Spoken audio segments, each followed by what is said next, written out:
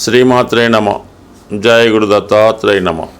ఈ వీడియోలో మనం జూన్ 6వ తారీఖు వరకు కర్కాటక రాశిలో కుజగ్రహ సంచారం ఈ అబ్బాయిలు అమ్మాయిల యొక్క వివాహ వ్యవస్థ మీద, అలాగే ఆలస్య వివాహానికి కారణమైనటువంటి ఈ కుజగ్రహం ఈ కర్కాటక రాశిలో ఉండడం వల్ల ఎందుకు వివాహాలు ఆలస్యం అవుతున్నాయి, వివాహ సంబంధాలు కుదరకుండా, ముఖ్యంగా అబ్బాయిలు ఎందుకు వివాహంలో లేట్ అవ్వడం, వారి జీవితంలో సరిగ్గా సెటిల్ అవ్వలేకపోవడానికి కారణమైనటువంటి కుజగ్రహం ప్రస్తుతం కర్కాటక రాశిలో ఈ నెల అంటే ఇంచుమించు జూన్ 6వ తారీఖు వరకు ఆ రాశిలోనే ఉండడం జరుగుతూ ఉంటుంది.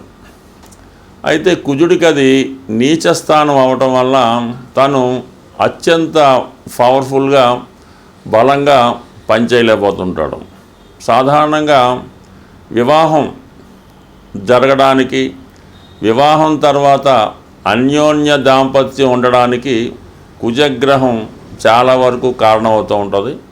అయితే ఎక్కువగా అమ్మాయిల జాతకంలో కుజుడు భర్త యొక్క స్థాయిని, ఎటువంటి భర్త వస్తాడు, అలాగే జాతకంలో కుజదోషం ఎంతవరకు ఉంటుంది, ఇవన్నీ కూడా ఎస్పెషల్లీ అమ్మాయిల జాతకంలో కుజుడు ఎంత బలంగా ఉంటే వారికి వివాహం అంత తొందరగా అవ్వడం, అలాగే వివాహం తర్వాత కూడా అన్యోన్యంగా ఉండడం, అలాగే తొందరగా సంతానం కలగడానికి కూడా కుజుడే కారణం అవుతుంటాడు. అయితే అబ్బాయిల జాతకంలో కుజుడు ఎంత బలంగా ఉంటే ఆ అబ్బాయి అంత తొందరగా జీవితంలో తొందరగా చదువు పూర్తి చేసి ఎంబటనే ఉద్యోగంలో చేరి వివాహం కూడా తొందరగా జరగడానికి, అంటే తొందరగా సెటిల్ అవ్వడానికి మగవారి జాతకంలో కుజుడు అత్యంత బలంగా ఉంటే ఆ బలం యొక్క స్థాయిని బట్టి అబ్బాయి యొక్క భవిష్యత్తు, అతని వివాహం, అతని క్యారెక్టరు ఇవన్నీ కూడా ఆధారపడి ఉంటాయి. మరి అబ్బాయిల జాతకంలో శుక్రుడు కూడా భార్య యొక్క స్థాయిని చెప్పడం జరుగుతూ ఉంటుంది. శుక్రుడు అబ్బాయి జాతకంలో ఎంత బలంగా ఉంటే అంత అందమైనటువంటి, బాగా స్థిరపడినటువంటి మంచి డౌరీతో మంచి భార్య రావడం జరుగుతూ ఉంటుంది. అలాగే శుక్రుడు పాపగ్రహాలతో కలిసి ఉన్న, పాప రాశుల్లో ఉన్నా కూడా వివాహం ఆలస్యం అవడం, తొందరగా జరగకపోవడానికి కూడా కారణం అవుతుంటుంది.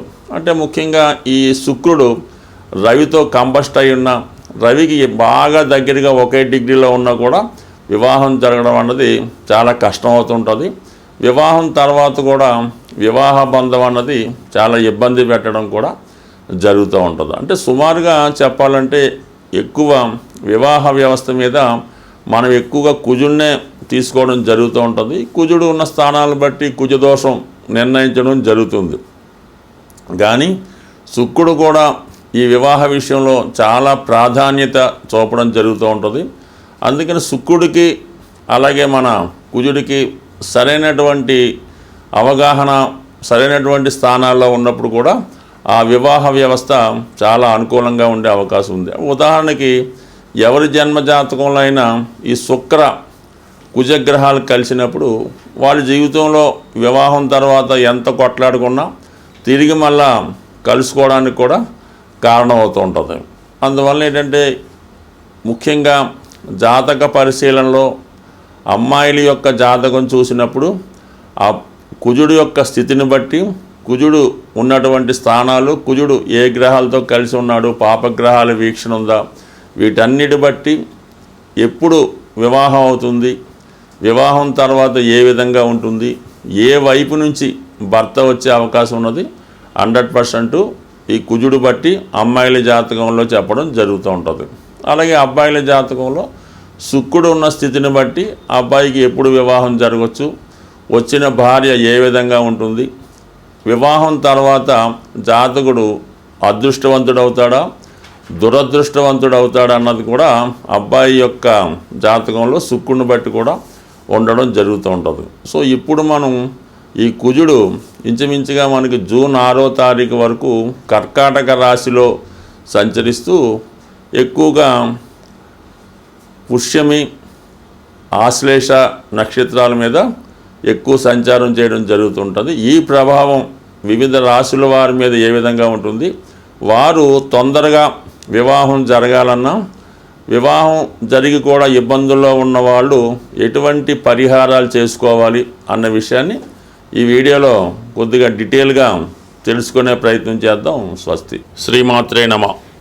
ఈ వీడియోలో మనం తులారాశి వారికి జూన్ 6వ తారీఖు వరకు కర్కాటక రాశిలో సంచరిస్తున్న కుజగ్రహ ప్రభావం ఏ విధంగా ఉంటుంది, వీరి యొక్క వివాహ, వ్యాపారం, విదేశ వ్యవహారాల్లో ఎటువంటి ప్రభావం కుజుడు చూపబోతున్నాడు అని వీడియోలో తెలుసుకునే ప్రయత్నంలో, సహజంగా తులారాశి అన్నది సప్తమ రాశి రాశిచక్రంలో. ఇది వివాహానికి చాలా బలమైన రాశి. అసలు లగ్నంతో రాశితో సంబంధం లేకుండా ఒక జాతకుడికి, జాతకురాలికి వివాహం తొందరగా జరగాలన్నా, వివాహం తర్వాత ఎటువంటి సమస్యలు లేకుండా ఉండాలన్నా కంపల్సరీగా తులారాశి శుభగ్రహాలతో ఉండాలి. లేదా ఎటువంటి గ్రహం లేకుండా ఎంటీగా అన్న ఉండాలి.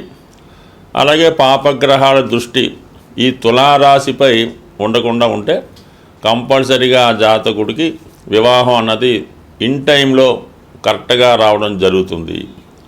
మరి ఇప్పుడు ఎవరైతే ఈ తులారాశి వారు వివాహం కొరకు ఎదురు చూస్తున్నటువంటి అమ్మాయిలు, అబ్బాయిలు కంపల్సరీగా జూన్ 6వ తారీఖు వరకు ఎదురు చూడవలసిందే.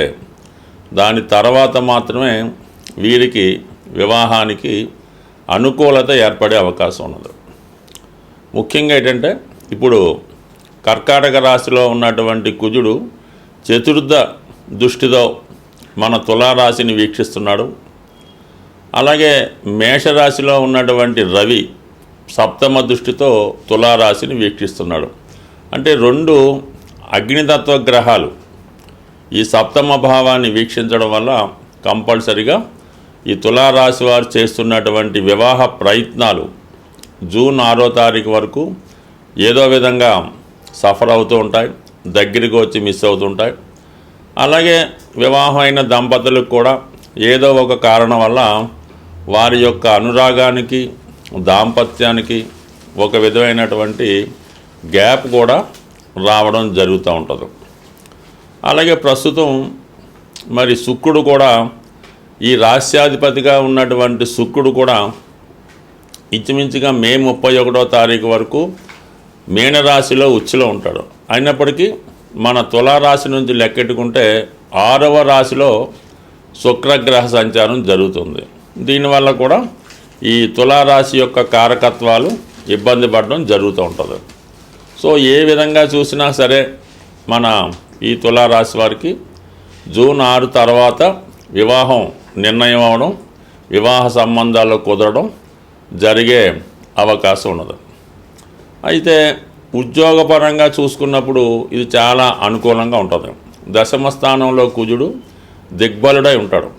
అలాగే ధన సప్తమాధిపతిగా ఉన్నటువంటి కుజుడు ఒక విధంగా వ్యక్తిగతంగా మీ కుటుంబంలో ఎవరికైనా, అంటే మీరు పెద్దవారైతే మీ పిల్లలకో, లేదంటే మీ భర్త గారికో, భార్య గారికో ఏదైనా కొత్త ఉద్యోగ ప్రయత్నం వచ్చే అవకాశం ఉంది. వాళ్ళు ఉద్యోగపరంగా బాగా స్థిరపడే అవకాశం కూడా ఈ కుజగ్రహ అనుగ్రహం వల్ల రావడం జరుగుతూ ఉంది. ముఖ్యంగా ఆరోగ్య సంబంధించిన విషయాల్లో ఎవరైతే ఫిజికల్ ఫిట్నెస్ కోసం, అలాగే మీ యొక్క బాడీ యొక్క ఆకారాన్ని, షేపుని అందంగా కనబడాలనే ఆలోచనతో చక్కగా క్రమశిక్షణతో వ్యాయామం చేయడం, దానికి తగు విధంగా మీరు వాకింగో, రన్నింగో అటువంటివి చేయడం వల్ల ఆరోగ్యవంతంగా తయారయ్యే అవకాశం ఉన్నది. ఇక మరి చతుర్థ భావాన్ని వీక్షిస్తూ ఉంటాడు. దశమంలో ఉన్నటువంటి వీక్ అయినటువంటి నీచలో ఉన్నటువంటి కుజుడు దశమ భావం అంటే మకరాన్ని, తన ఉచ్చస్థానాన్ని వీక్షిస్తూ ఉంటాడు. అంటే ఏదో విధంగా చతుర్థాన్ని ఇంప్రూవ్ చేయాలనే ప్రయత్నంలో ఈ సమయంలో మీరేమైనా స్థిరాస్తి లాంటిది ఏమైనా కొనుక్కునే ప్రయత్నం చేసినా, లేదా చాలా కాలంగా ఇతరుల ఆధీనంలో ఉన్నటువంటి స్థిరాస్తి మీరు స్వాధీనం చేసుకోవాలన్నా ఇది చాలా అనుకూలించే సమయంగా మనం భావించవచ్చు. బట్ ఏదైనా తులారాశి వారు సెలబ్రిటీ రంగానికి చెందినవారు కాబట్టి ఈ రాశివారి యొక్క వివాహ విషయంలో కొంతవరకు మంచి సంబంధమే కుదురుతుంది. అయితే ఏంటంటే కంపల్సరీగా మీరు ఇవన్నీ మీకు అనుకూలంగా ఉన్నాయి. మే 31 తర్వాత శుక్రుడు అనుకూలిస్తాడు. అలాగే మే 15 తర్వాత గురు అనుగ్రహం లభిస్తుంది. కుజుడు జూన్ 6 తర్వాత ఇంకా మంచి స్థానంలోకి రావడం, ఇవన్నీ కూడా ఈ తులారాశిలో వివాహం కొరకు ఎదురు చూస్తున్న అమ్మాయిలకి అబ్బాయిలకి కంపల్సరీగా జూన్ 6 తర్వాత వివాహ గడియలు రావడం జరుగుతుంది. స్వస్తి. వివాహం ఆలస్యం అవుతున్నవారు, వివాహం తర్వాత భార్యాభర్తల మధ్య విభేదాలు ఉన్నవాళ్ళు, తొందరగా వివాహం కావాలన్నా ఏదైనా ప్రతిదానికి ఒక పరిహారం ఉంటుంది కాబట్టి సాధ్యమైనంత వరకు ఈ సుబ్రహ్మణ్య స్వామి ఒకటి కారణం అవుతుంటారు, ఆంజనేయ స్వామి కూడా ఒకటి కారణం అవుతూ ఉంటుంది. అంటే మనకి కలియుగంలో హనుమాను తొందరగా అనుగ్రహించే గ్రహం కాబట్టి ముఖ్యంగా ఒక 8 మంగళవారాలు ఆంజనేయ స్వామి వారి ఆలయంలో 108 తమలపాకులు, ఒక 5 బాగా ముగ్గిన అరటిపళ్ళు, కొద్దిగా సింధూరం, ఒక కొబ్బరికాయ ఇవి తీసుకొని స్వామివారికి తమలపాకులతో అర్చన జరిపించి ఒక 8 మంగళవారాలు కంప్లీట్గా అర్చన చేయవలసి ఉంటుంది. మధ్యలో ఏదన్నా ఆటంకం వస్తే దాన్ని కంటిన్యూ చేసుకోవచ్చు.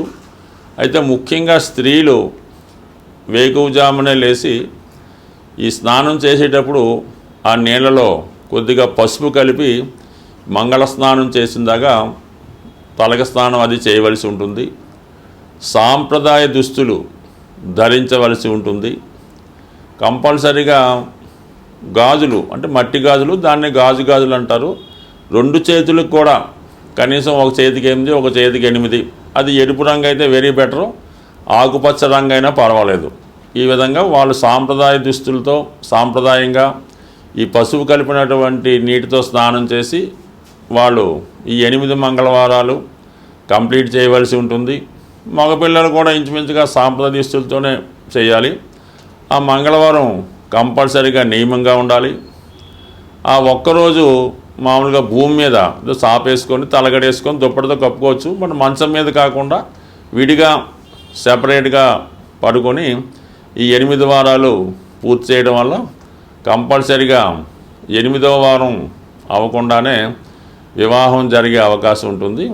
ఇంకా ఈ సమయంలో ఏంటంటే ఏదైనా కొంతమంది వివాహం అయినటువంటి ముత్తైదువులంటి స్త్రీలకి ఏదైనా పలహారం ఇవ్వడం, వాళ్ళకి కందిపప్పుతో ఉన్నటువంటి కలిపినటువంటి భోజనం అంటే అన్నీ ఉంటాయి, దాంతోపాటు కందిపప్పు కూడా కంపల్సరీగా ఉండడం, ఈ విధంగా చేయవలసి ఉంటుంది. కంపల్సరీగా 8 మంగళవారాలు ఆంజనేయ స్వామి తమలపాకులు పూజ చేస్తే 100% ఈ వివాహానికి ఎక్కడున్నా స్వామి ఆ వివాహ సంబంధం కలిపే అవకాశం ఉంటుంది. సరే, ఇది కొంతవరకు ఉంది. కొంతమంది ఈ మంగళవారం రోజు చీమలకి పంచదార బియ్యం పిండి ఆహారంగా వేయటం వల్ల, లేదంటే చెరువులో ఈ నదుల్లో ఉన్నటువంటి చేపలకి ఆహారంగా ఏదైనా బిస్కెట్లో పేలాలో అవి వేయడం వల్ల అనేక రకాలు పరిహారాలు ఉంటాయి. ఇవి తొందరగా శీఘ్రంగా పరిహారం జరుగుతూ ఉంటుంది. కాబట్టి ఈ హనుమాన్ చాలీసా పారాయణ చేయడం వల్ల కూడా వివాహం అవుతుంది. సుందరకాండ పారాయణ, హనుమాన్ చాలీసా, ఏదన్నా హనుమాన్ ఆరాధించడం వల్ల కుజగ్రహ అనుగ్రహంతో తొందరగా వివాహం జరిగే అవకాశం ఉంటుంది. స్వస్తి.